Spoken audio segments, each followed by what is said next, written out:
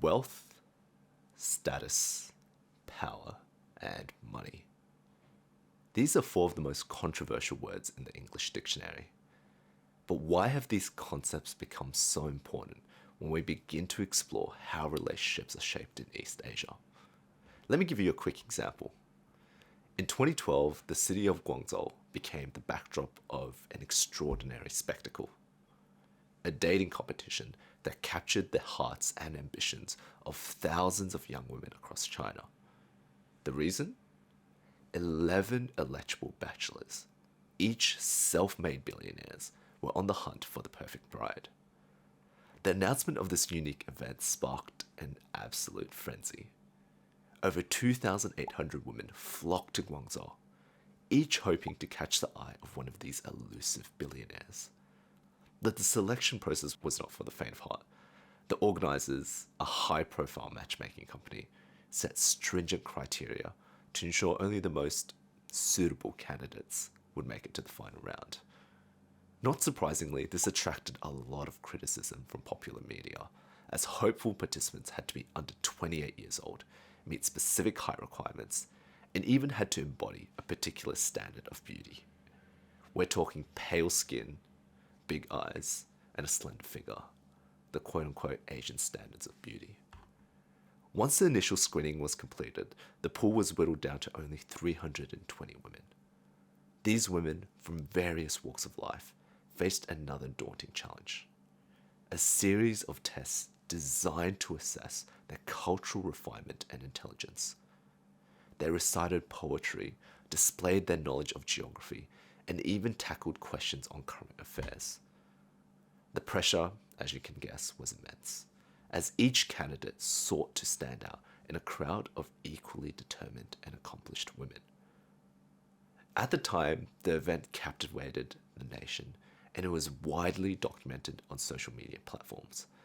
But more importantly, it also began to raise important questions about the nature of love, wealth, and power in contemporary China.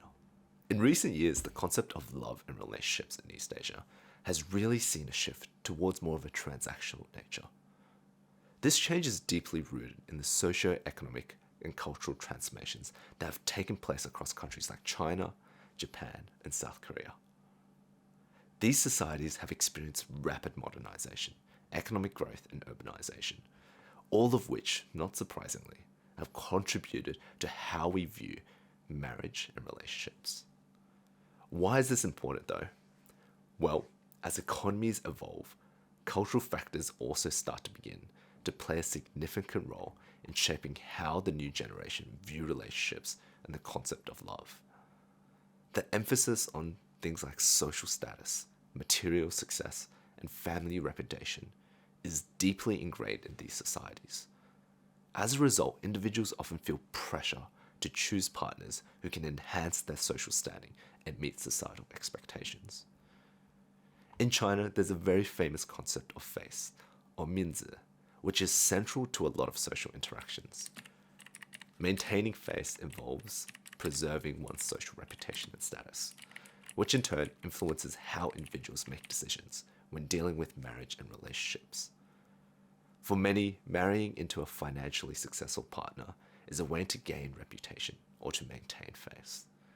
This leads to a strong and arguably unhealthy emphasis on wealth, power, and financial stability when we begin to discuss how relationships are shaped in the first place.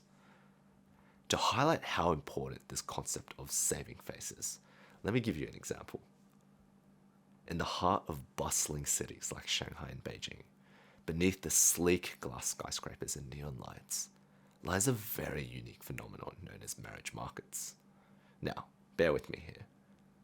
These marriage markets are large gatherings, often held in public places such as parks and bazaars, where anxious parents and grandparents of their single children meet. However, instead of haggling over everyday necessities such as vegetables or fruit or textiles, they negotiate the futures of their unmarried children, hoping to secure a partner for their child. It's a very interesting concept where love meets pragmatism and where tradition starts to clash with the new age. If you've ever seen a video of it, it's incredibly intense. The floor is littered with papers. Groups of parents clutch umbrellas plastered with handwritten advertisements detailing their children's credentials. We're talking age, height, weight, education, job, income, and occasionally their zodiac sign as well. A single photo is often attached, presenting a smiling face that hides the complexity of the individual. In this market, compatibility is often viewed through the lens of economic and social utility. Parents barter not with currency, but with the prospects of a promising future in status, education, and financial stability. This is what they're selling. The matches are often evaluated based on their potential to enhance the family's social standing and financial security. This transactional approach to love reflects a pragmatic adaptation to the pressures of modern life, where the line between love and economic partnership often starts to blur. For a lot of these parents, the stakes are high, especially for the men. In 1979, China implemented a one-child policy to curb population growth. The irony is that it created more problems than it solved, as it created an evident gender imbalance, because Chinese culture inherently had a deep-seated preference for male children to carry on the family name and to provide economic support. As a result, China now faces a significant gender gap, with a 2023 study discovering that men outnumber women by a total of 32 million. Not a light number, especially considering China has a population of around 1.4 billion people. This imbalance has created a highly competitive marriage market, where many men struggle to find wives, especially in rural areas. Combine this with the fact that the standard of dating has become increasingly utilitarian, with a focus on wealth, money, and financial stability. We now know the pressure for men to find a suitable partner has become incredibly immense.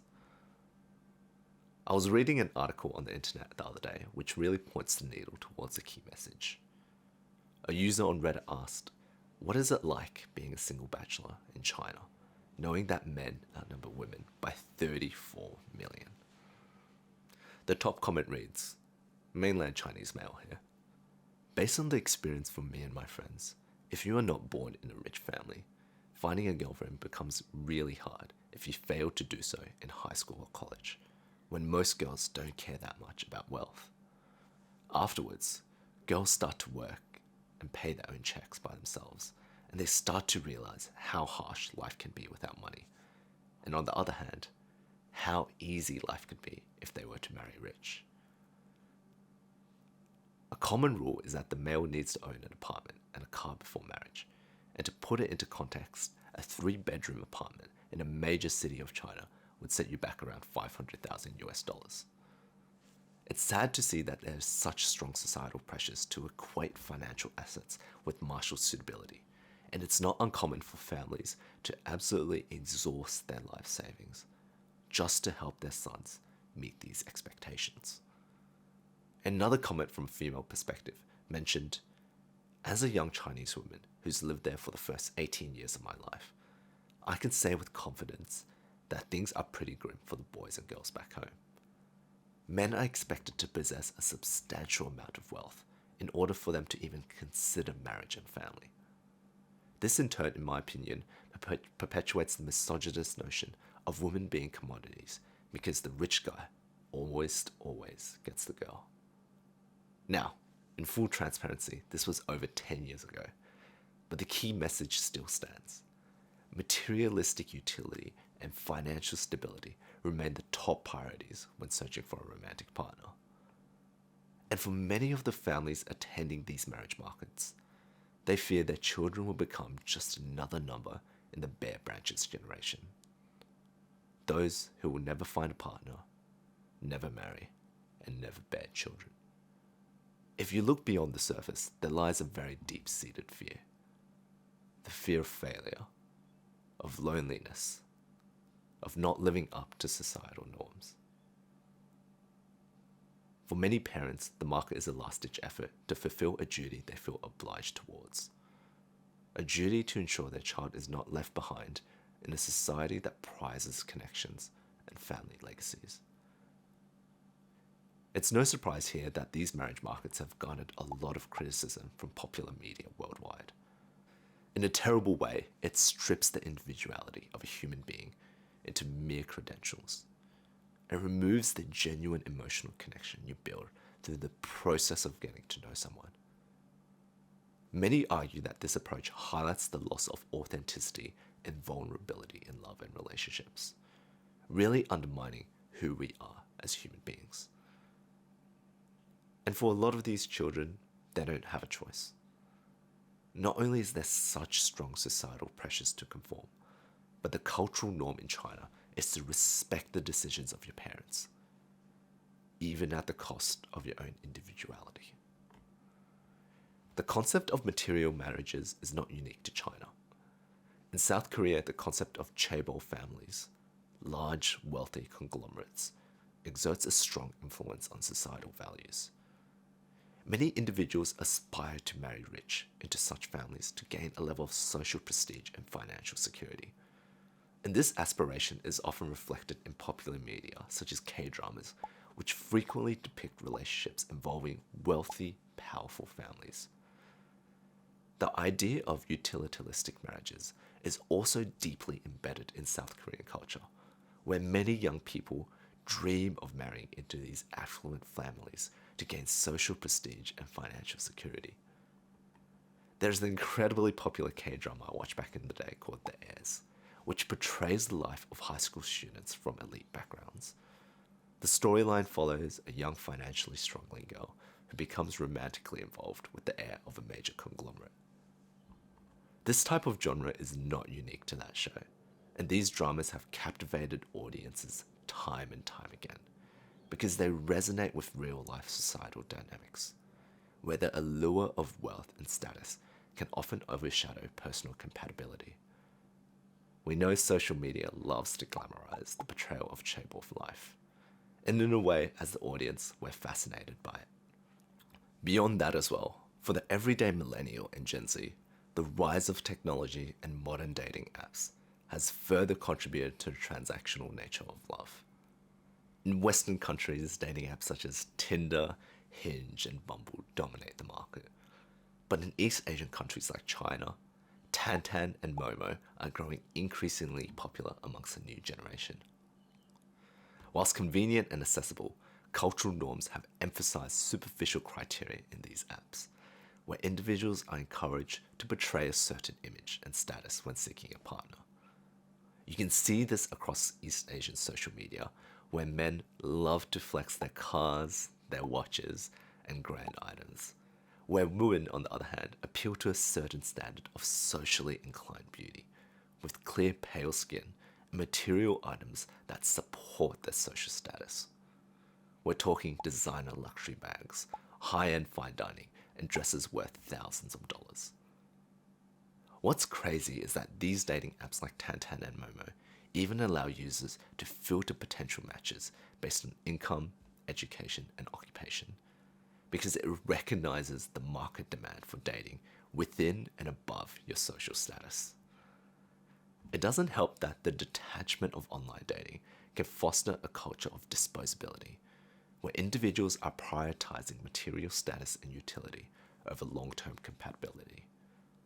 Whilst the trend is not unique to China, it is particularly pronounced in East Asia, where cultural and societal expectations play a significant role in relationship dynamics. The transactional nature of love in East Asia has profound implications for marriage and family life. With financial considerations taking precedence, many individuals, especially within the younger generations, have started to approach marriage with a more pragmatic mindset, viewing it as a means of achieving economic stability rather than purely a romantic union.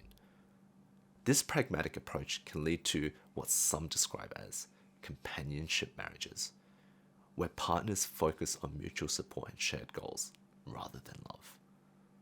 Many argue that even though such marriages can provide stability and security, they may also lack emotional intimacy and fulfillment, leading to potential challenges in maintaining long-term relationships.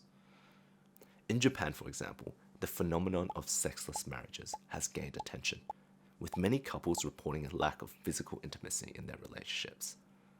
This trend is often attributed to the pressures of work and family responsibilities, as well as the pragmatic nature of many marriages. Similarly, in South Korea, the concept of wonhon, which essentially translates to living apart together, has merged, where married couples choose to live separately due to work commitments or personal preferences. This arrangement reflects the changing nature of marriage, where personal and professional goals often take precedence over traditional family structures. So what does the future of love really look like in East Asia? As East Asian societies continue to evolve, the transactional nature of love is likely to persist, shaped by ongoing structural and cultural changes within each society. However, there are also signs of a shift towards a more diverse and individualized approach to relationships. Younger generations are increasingly challenging traditional norms and expectations, seeking relationships that prioritize things like personal fulfillment and emotional connection over economic considerations. This shift is reflected in the rise of alternative relationship models, such as cohabitation, singlehood, and even non-traditional partnerships. In China, for instance, the Bear Branch movement, where individuals choose to remain unmarried and childless, has gained traction. This reflects changing attitudes towards marriage and family. And similarly, in Japan and South Korea, more and more young people are embracing singlehood as a viable lifestyle choice, prioritizing things like personal goals and independence over traditional family roles. Whilst economic and societal pressures, I'm sure, will continue to influence relationship dynamics, there is a growing recognition of the importance of emotional fulfillment and personal compatibility in romantic partnerships. As East Asian societies navigate the complexities of modern life, the future of love is likely to be characterized by a blend of tradition and innovation, reflecting the diverse aspirations and values of the individuals in the region. Until next time.